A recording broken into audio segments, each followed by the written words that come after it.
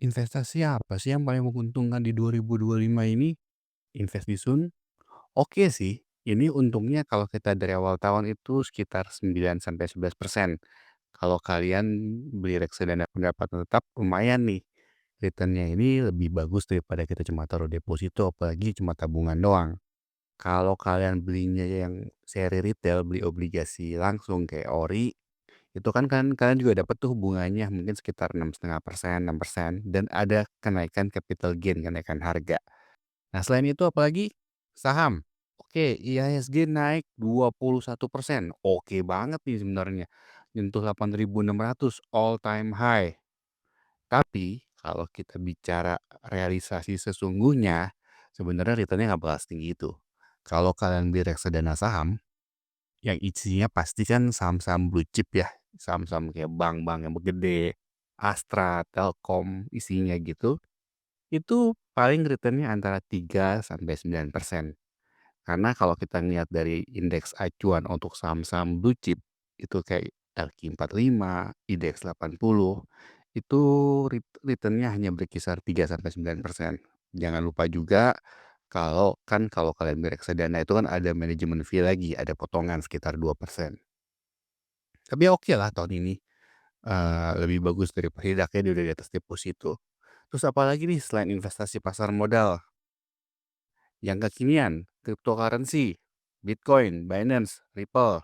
Ya oke sih awal-awal, cuma di akhir tahun pada nyungsep.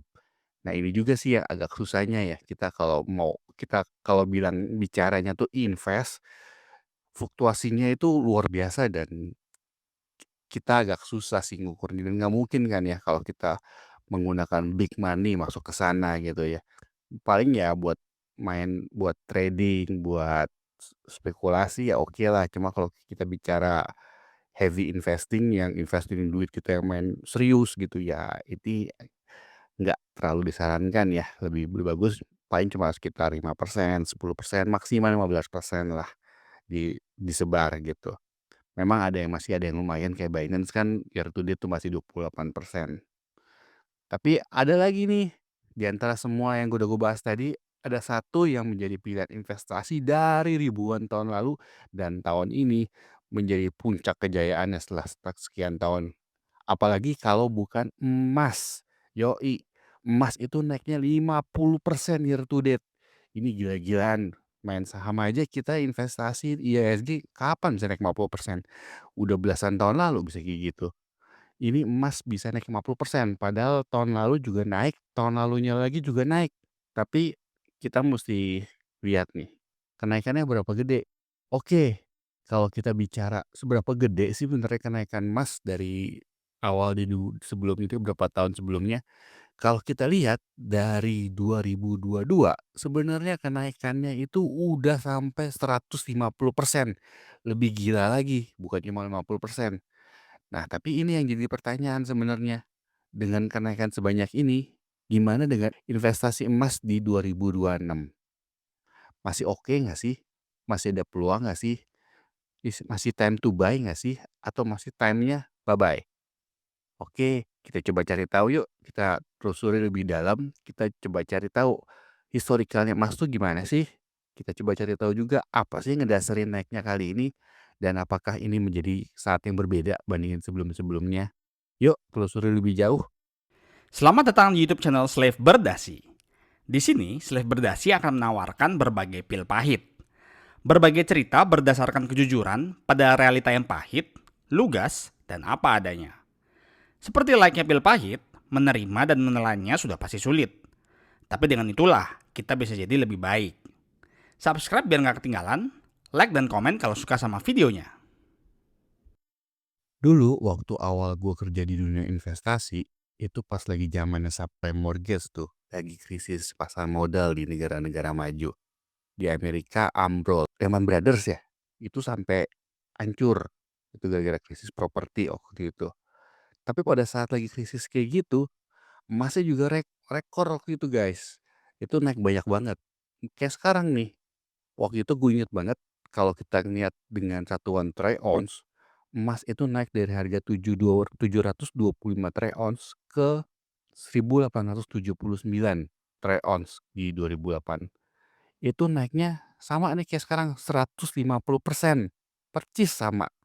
Dan bukan cuma emasnya yang sama. Kalau kita bicara emas, kita selalu berbicara lawannya, yaitu USD, karena bergeraknya selalu kebalikan. Kalau emas naik, USD turun, atau kebalikannya kalau USD lagi naik, emas turun. Pada saat emas lagi naik banyak kayak gini, USD-nya tuh terkoreksi dari 85 ke 72. Sama juga sekarang ini nih, kalau kita bicara USD atau kita bilang indeks dolar DXY, itu terkoreksi dari 112 ke 99. Kira-kira koreksinya 12%, mirip kayak tahun 2008 waktu itu. Nah, dengan kita ngelihat pola yang berulang kayak gini, pertanyaannya, akankah kita akan berulang lagi seperti di 2008 waktu itu? Akan pola yang sama atau ini bakal jadi beda?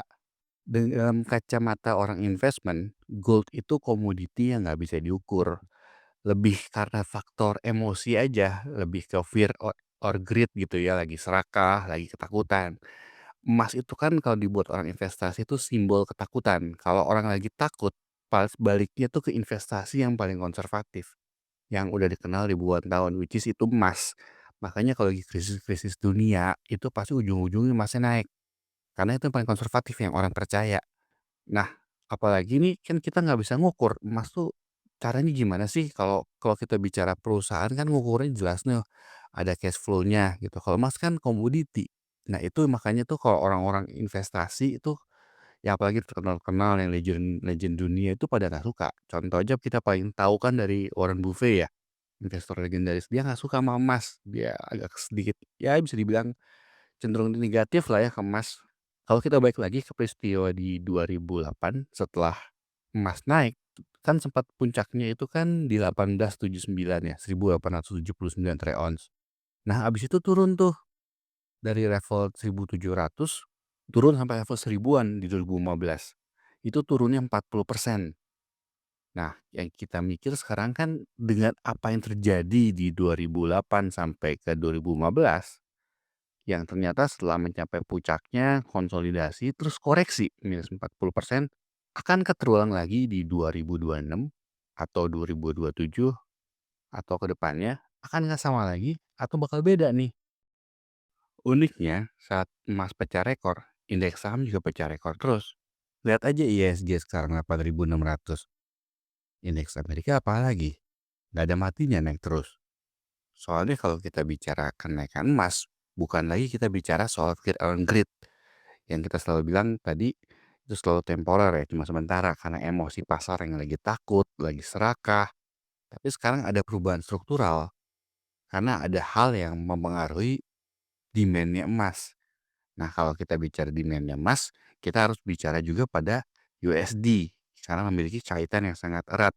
Khususnya kalau kita bicara tentang cadangan devisa bank sentral negara-negara dunia, termasuk Indonesia.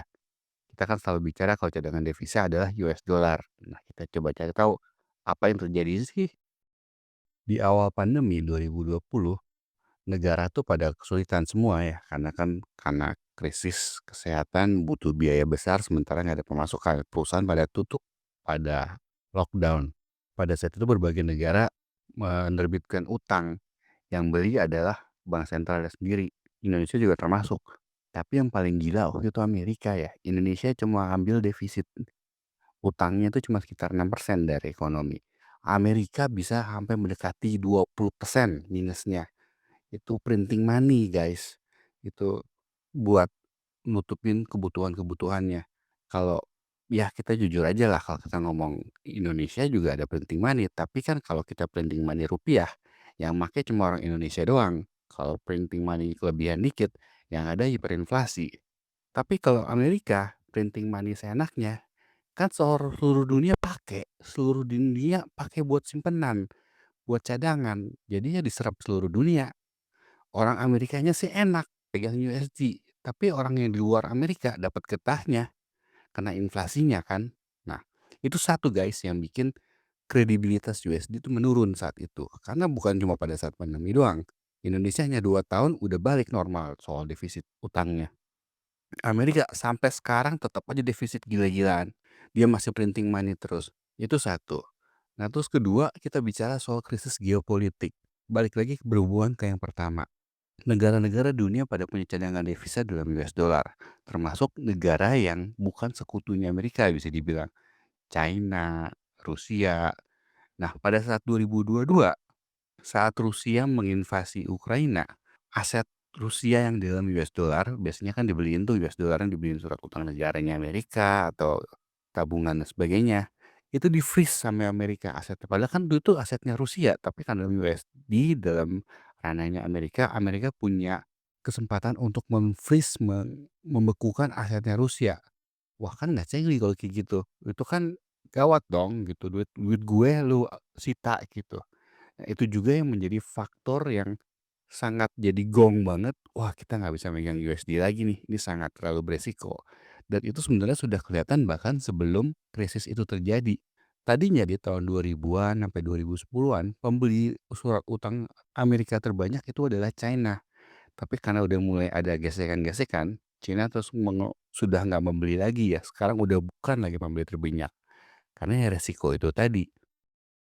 Beda sama kenaikan biasanya yang ditopang duit orang-orang kaya, untuk yang mau pada direkomendasiin sama advisor-nya untuk masuk masuk dalam emas ketika lagi krisis, ketika lagi nggak pasti. Sekarang itu kenaikannya bukan cuma karena orang-orang kaya ataupun para spekulan, tapi karena duit-duit di bank sentral, ada perubahan yang permanen.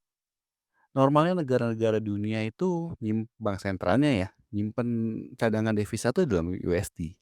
Cadangan devisa atau simpanan aset dunia itu bank sentral itu 30% tuh dalam USD. Sementara kalau kita bicara emas itu cuma sekitar 12-13%. Tapi kondisi itu mulai berubah sejak pandemi ya. Pelan-pelan emas itu naik sebagai cadangan devisanya negara-negara, sebagai cadangan devisanya bank sentral.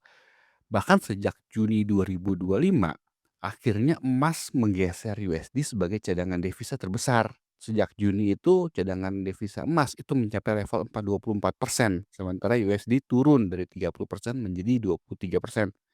Jadi kalau kita bicara demand, sekarang ini demand itu benar-benar real, kondisi yang berbeda daripada sebelum-sebelumnya. Kalau sebelum krisis geopolitik, permintaan bank sentral di dunia untuk emas itu hanya sekitar 500 ton setahun, maka sejak pandemi ini permintaan itu naik double jadi 1000 ton. Jadi ya jelas kalau permintaan itu ada kenaikan yang naik signifikan. Jadi kalau sekarang kita bisa bilang ada pemain institusi nih yang menjadi backup menjaga emas. Karena kan mereka juga nggak boleh rugi dong. Bukannya nggak boleh sih, tapi pasti akan menjaga untuk menjadi lebih stabil. Karena kan mereka juga rugi kalau emasnya jatuh gitu ya. Nah sekarang jadinya investor emas ini bukan cuma kita retail, bukan cuma buat beli perhiasan, tapi bahkan bank sentral pun sekarang berlomba-lomba ya, dan mengubah paradigma cadangan devisa yang aman itu dolar menjadi ke emas, karena melihat kondisi perkembangan USD nggak lagi bisa dipercaya. Nah, tapi kalau kita udah lihat jelas sekarang ada justifikasi kenapa emas ini ada yang dorong, ada permintaan yang real yang membuat jadi kuat. Tapi naiknya kan udah banyak, ini udah kebanyakan belum sih? Kita lihat chart sekarang dalam 30 tahun terakhir. Memang kalau kelihatan dari chart ini yang naiknya paling banyak ya sekarang ini. Di 2025 naik lebih dari 50%. Tapi kalau kita lihat chart dalam 50 tahun terakhir, kita panjangin time frame-nya, maka kelihatan emas pernah naik jauh lebih banyak. Kalau sekarang ini kan rentetannya 3 tahun terakhir dan kita belum tahu nih mau sampai kapan. Nah, kalau di dulu dalam 50 tahun terakhir pernah terjadi dari tahun 76 sampai tahun 80, 5 tahun berturut-turut emas naik total mencapai 393%, bandingin sama sekarang yang 150%. Jadi masih bisa naik lebih dari double. Itu kan mantep banget ya guys. Dan jangan salah juga, kita nggak perlu jauh-jauh bilang 50 tahun yang lalu gitu ya. Mungkin kan terlalu jauh. Kita balik lagi kalau kita chart yang lebih pendek. Sebenarnya kalau kita ngelihat dari tahun 2000 awal sampai tahun 2012, itu dalam 12 tahun, sebenarnya 11 tahun itu naik semua emasnya. Dan kalau di total kenaikannya itu, ini dari troy ounce-nya dari harga emasnya itu dari 276 ke 1679. Artinya total naik 500% dan tiap tahun naik terus. Itu kan enak banget guys. Bandingin tadi cuma 3, sekarang baru 3 tahun. 50 tahun lalu. Ini 11 tahun dan total naiknya 500%. Jadi kalau kita khawatir apakah emas ini masih bisa naik atau enggak, sejarah membuktikan bisa. Apalagi kita ada yang dorong sekarang. Jadi kalau apakah ada justifikasi yang mau membuat kita percaya? Ya jelas ada sih. Bukan berarti kita bilang pasti, tapi historika membuktikan dan fundamental juga mendukung. Kalau kita bicara siapa sih yang paling butuh banyak emas, sebenarnya didominasi oleh permintaan retail ya guys. Ini untuk perhiasan ataupun untuk orang-orang yang invest itu yang paling gede, yang paling dominan. Bisa bilang mungkin bisa sampai 70% lah ya. Tapi sekarang bank sentral ini terus naik perannya ya. Dan mereka ini kan big player ya, sekali gerak itu bisa angkanya jauh lebih gede dari kita sebagai retail. Jadi itu sangat membantu dengan adanya kenaikan permintaan ini. Dan kalau kita melihat dari sisi lain, kan tadi gue bahas para investment itu bilang kalau emas itu kan nggak bisa dipegang, nggak ada dasarnya untuk investasi. Sebenarnya ada guys, karena kan emas ini kan selalu menjadi pilihan investasi masyarakat sejak ribuan tahun lalu. Jadi demand-nya itu real. Nah kalau demand-nya real, orang selalu butuh kan berarti emasnya harus diambil ya guys. Nah kalau emas harus diambil kan harus ada investasi, harus ada biaya untuk pengambilan emas. Sementara kita tahu kan namanya biaya itu kan selalu naik. Contoh aja abang tukang bakso dulu tahun 90 cuma 300 perak, sekarang bisa 30.000. Udah naik ribuan persen. Sama juga kalau kita bicara pengambilan emas, itu kan pasti naik. Nah, kalau biaya pengambilan emas itu makin naik, permintaannya itu real, ya udah pasti harga emasnya juga pasti naik. Jadi sebenarnya kalau bilang nggak bisa diukur, ya bisa juga sih berdasarkan faktor cash cost-nya ya. Tapi ya tentu ada faktor penyesuaian. Kita kan udah tahu emas ini kenaikannya banyak, tapi itu bisa dibantahkan dengan ternyata ada loh faktor yang membuat harga emas itu naik. Pertama karena permintaannya itu solid, dan kedua biaya untuk ambilnya itu masih makin naik setiap tahunnya. Balik ke pertanyaan terakhir, yang pertanyaan kita dari awal, apakah emas ini masih bisa naik? Apakah this time is different? Apakah 2026 ini masih menjadi tahunnya emas? Kalau kita lihat dari permintaannya, kalau kita lihat atau mungkin kita percaya bahwa USD atau Amerika itu nggak lagi jadi tumpuan, mungkin memang emas ini masih pengaruh atau permintaannya bakal naik ya. Apalagi kalau kita bicara Amerika sekarang ini kan presidennya Donald Trump. Kalau nanti nextnya itu bakal Donald Trump 2.0, 3.0 yang sangat selfish yang membuat kehilangan trust-nya dunia, ya rasanya bisa dipercaya orang-orang akan semakin cenderung ke emas sebagai investasi yang netral. Kalau kalian mikirnya gimana? Still time to buy emas untuk 2006 atau waktunya bye-bye sama emas di 2026? Coba dong kasih komentar kalian. Melalui petualangan perspektif ini, Slave Berdasi bercerita dari point of view-nya sendiri tentang hidup, pekerjaan, keuangan, ekonomi, sosial secara jujur apa adanya. Semoga melalui cerita Slave Berdasi, kalian mendapatkan sudut pandang baru yang bermanfaat. Like dan komen kalau suka sama videonya, dan subscribe untuk ngikutin video-video terbaru dari Slave Berdasi. Sampai ketemu di video berikutnya.